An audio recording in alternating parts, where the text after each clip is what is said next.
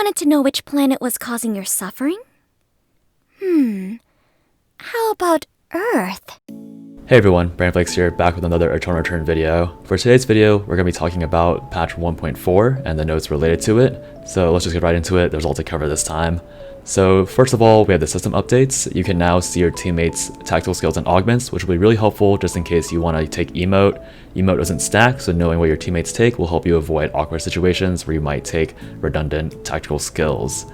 Your minimap will now be nicer to look at, so pretty good for everyone who uses that to look at their tree spawns and everything else. And your collectibles will now have an actual highlight above them to tell you that you need to take these items before you leave the zone. So if you're forgetful like me, that's pretty helpful. Also, pinging items in boxes now actually shows your teammate where it is, which is obviously helpful because now you don't have to go on a scavenger hunt to find where it is. And now the briefing room will stay quiet. When you tell it to be quiet, you won't hear voices. So that's always good. Now just getting a few improvements, but the main thing here is going to be the minimum team requirements changes. If you guys have played a lot of ranked, you'll know that there is occasionally 5 or 6 team lobbies, which will really screw with the RP you gain from it. So now they're making it so that if too many people dodge, then everyone has to remake, which will be really annoying, but I think people would rather be annoyed by the dodges than play games that screw their RP gain. So that's that.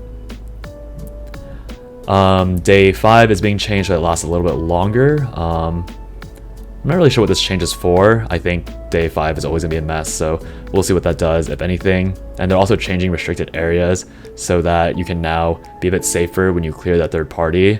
In the past, if you cleared a third party, let's say you cleared a team in one corner and there was still another team in the other corner, you'd eat a lot of timer if you want to loot those bodies because you would be out in red. So now they're making that temporary zone end immediately so that if you kill a team outside in red, as long as you're within the same zone that the final zone is in, you now have that time back. So it'll be really helpful for final zone situations where you used to be on the wire. I think that's a good summary of it. It's a lot to cover, but I think for most players, you'll barely notice this change, and when you do notice this change, it should be positive, so pretty good change by Nimble Neuron there.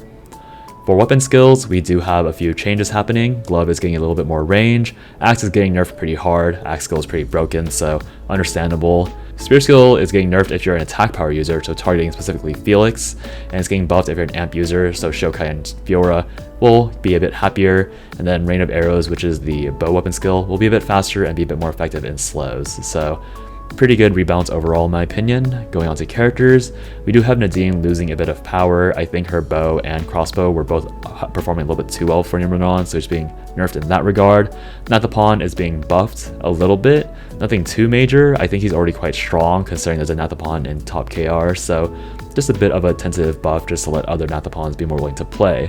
Daniel is finally getting nerfed. He's getting a pretty decent chunk down on his ultimate, which was a lot of his finishing power. It's not that much, honestly. They could nerf him a bit more, but a start is a start.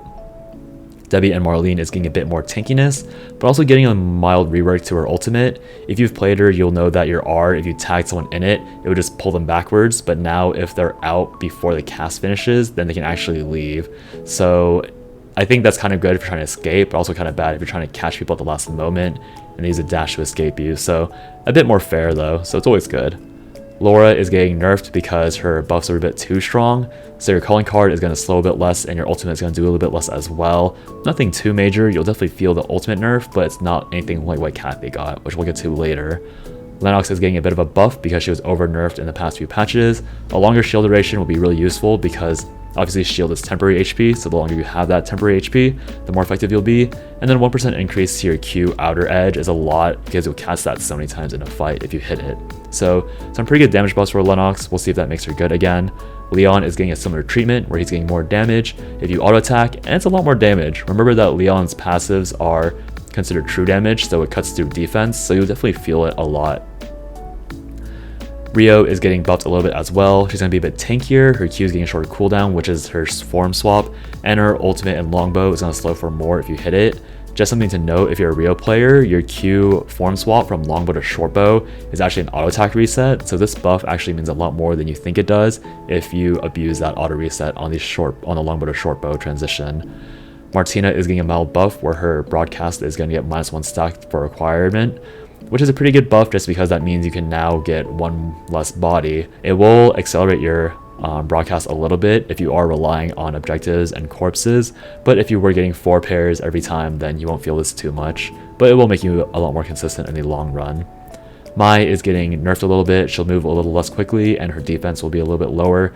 Honestly, not that much of a nerf. It will be pretty noticeable as you're running away or chasing, but I think in fights you won't notice it that much. Maybe if you die with like 50 HP overkill, you'll be complaining. And Markus, despite him being super popular since axe skill was nerfed, they're compensating him a little bit with a bigger W range. Magnus is once again getting a buff. This is going to be buffing Bat Magnus, which is supposed to be the auto attack variant. So if you're playing Ant Magnus, you won't really notice a difference. However, I think you might get like 5 more damage because of the additional attack power on your weapon, but nothing too big for Magnus in general. Bernice is getting a nerf because Nimble Neuron has discovered that he is quite good in squads. Your ultimate is going to get a bit less of a spread range, so when you hit somebody, that AoE where it spreads is going to be a lot shorter. And also your W is going to get a lot less vision, making him a lot less safer. Xiukai is once again getting another buff. He's going to heal a bit more on his W, and it's going to be an even shorter cooldown, so a lot of buffs to Xiukai's W might make him a bit more consistent in the long term. Shoichi has been dashing around a little bit too much, so they're making it more rewarding to hit him, so he's going to be a bit squishier, nothing too major. And Hammer Suwa is going to get buffed a pretty good amount in attack speed. Honestly, I don't see the point because Bat Suwa is more than viable, and Bat Suwa and Hammer Suwa aren't really different. Hammer Suwa does have better aesthetics though, so hopefully they swap that by ability just for the looks. There's Sissela, again same idea as Suwa, gonna get buffed for no real reason because Shuriken Sissela is already fine. Silvia is going to get a tiny buff to her W range on her bike form, which is the front flip. Honestly, whenever I play Silvia, I'm already whiffing this because it goes really far, so this will make me whiff more, but it will be a lot better for escaping and engaging. And then her ultimate, when you get off her bike, your next auto attack will do a lot more damage. They're buffing that pretty well, so she'll do a bit more burst when she dismounts. Adela is getting a buff, a bit more damage on her rapier. Remember that she has a bat as well. Her Q is going to be a lot less SP, which is pretty good for newer players, and her E is going to be a short cooldown at level 1 through 4, which doesn't matter too much because I think you max that second anyways, so we'll see what that does. Arda is getting a massive buff to his Q projectile speed, which is really important because that's all of his damage. His E is also getting -2 cooldown, which doesn't really matter because his E is trash. His ultimate is getting fully reverted to the point it was on his release. So it's going to be a really short cooldown, which will be really helpful because they also, remember, buffed his RQ refund, which makes it so that you have an even faster RQ than you did on release. So we'll see if he has a good showing after this patch. Abigail is going to get a mild rework. Her nerf on hotfix is going to be reverted in her skill amp per level, but she is getting a lot more nerfs in other places. Her W is a lot shorter, her R is a lot shorter, and they're making her E a bit more friendly for people who like to spam, just so you don't accidentally double click it. I feel like it's not that big of a nerf in terms of actual damage. It's actually a big buff, but you'll definitely notice her utility is a bit worse because you will be whiffing abilities a lot more often than before. Aya is getting her W buffed a little bit, so if you're playing Pistol Aya, this will make your uptime a lot better. Isaac is finally getting the long-awaited rework where his W shield break is moved to his second cast of E. He's going to be a bit tankier, he's going to heal more from his passive, which is still a really weird way to make him tanky. His Q is going to do a lot more, his W is going to do a lot more, so overall Isaac's going to be a lot tankier and do a lot more damage, but you won't accidentally break someone's force field by spamming W, which is a pretty good change. Yan is getting buffed a little bit, he's going to do a good amount more damage, and his ultimate is going to be a bit cheaper. We'll see if that makes him any good. Actually, they are nerfing his... Oh, they're reworking his ult damage, I didn't see that. So, I guess they're making tank Yan a bit better, but they're making Yan's upper cap a lot weaker in comparison. So, a bit interesting. I didn't actually realize that they were adjusting his base damage and nerfing his scaling. How odd. Emma is getting the same treatment as Suwa and Sissela, where for some reason, even though Arcana is just fine, Shuriken's getting buffed. Not really sure why they're doing this because I don't really think there's a difference between the two playstyles at all. Irem is getting buffed, her W in both forms are doing a bit more damage, and she's getting a bit tankier. We'll see if that makes her even better in the long run. And Leon is getting buffed for some odd reason, even though she's totally fine. Her W when she's possessed, which is a white swing that reduces your CDs, is going to consume a lot less HP. This is about like 14 HP per cast when you max it out, which can add up very quickly because you're casting it like every 1.2 seconds. So if you cast it 10 times, you're now saving 160 HP, which is really important if you're having a long fight. So here, once again, same thing as other people, not sure why they're buffing it, but they are. And Jackie is getting a buff to all of her other forms outside of Axe because once again they want to make the other 3 forms of Jackie good. So we'll see if that does anything. It is a pretty major buff. 0.02 increased base attack speed does get multiplied by your items and mastery, so we'll see if that makes her good or not. Jenny is getting some love because they over-nerfed her pretty hard. Her playdead will now be on a much shorter cooldown, which means that she'll be a lot more successful in getting away from early game fights consistently. Camilo is getting a base defense buff just to make him a bit stronger. I think Camilo's a character that's scared of making do damage because he does kind of dominate squads when he craps out damage, so we'll see where they take him from here. Cathy, as you guys all know, just destroys everyone and everything if she lands full combo, sort of making her burst consistent damage through her auto attacks a bit lower, and her ultimate is eating a fat nerf. It's a pretty heavy nerf, losing 80 damage at the upper ranks, so we'll see if that actually hurts her that much because she didn't actually lose scaling on it, so she'll probably still one-shot you. She might just need to get another auto attack off at the end. Chloe continues to get not really big nerfs. I think Chloe needs actual nerfs, not these utility nerfs they keep giving her, so we'll see if for some reason the Trinamere ultimate ends up being weaker enough to make her bad. Kind of doubt it. Theodore is getting a pretty big buff, same vein as Jackie. Theodore's attack speed does lower his cooldowns by a lot, so this is a pretty major buff because that means he'll get his cooldowns a lot more consistently in the long run. Felix is getting a nerf because he was being very dominant. A lot less attack power and a shorter knockup on his Q is a pretty big deal. Priya is going to get a bit of a ult buff just so she has a bit more consistency in the late game, and Fiora is getting buffs to her 2-hand and spear just because why not. Piolo is getting a bit more buffs because he's still pretty bad. Hyunwoo is getting a nerf because no one likes getting one-shot by Hyunwoo and his ultimate consistency was a little bit too high. And Hyejin is getting a bit of a buff because nobody is playing Bo. Okay, with all the characters done, let's go on to the weapons. They released 2 new blood weapons, one being Axe, which is honestly really bad. I don't think you'd ever build this even over Paradise Lost.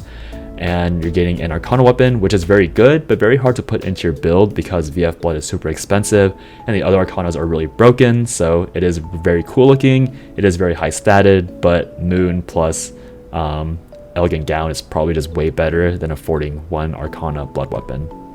Also, they're reworking the Black Widow, which I believe is the legendary assault rifle for AMP, making it get heal cut for the cost of 5 attack power, which you don't care about because you're AMP.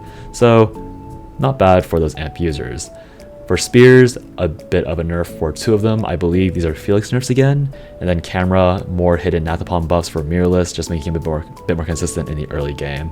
So they're actually balancing the armors now. Chest, Shooting Star Jacket, -4 AP. Colonel Robe being a bit better. Beautiful Garment, which is the attack speed legendary chest piece, is going to be a bit weaker.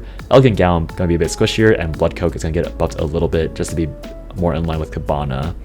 Crystal Tiara is now getting 5 attack power along with Fallen Pegasus, which is huge because crit builds often struggle to get that attack power, so that's actually going to be very multiplicative and make them probably actually usable, which is very nice for those 2 unused crit pieces. The arm piece, Minuteman Headwear, which I've never seen built, is getting a 6% critical strike buff, which is pretty big, so it might be usable now. A bunch of Cobalt bouncing that I don't care about.